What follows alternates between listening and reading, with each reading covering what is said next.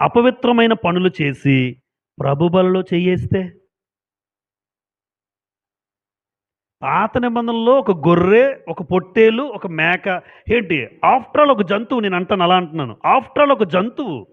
జంతువే అపవిత్రంగా తీసుకోకూడదన్నాడు.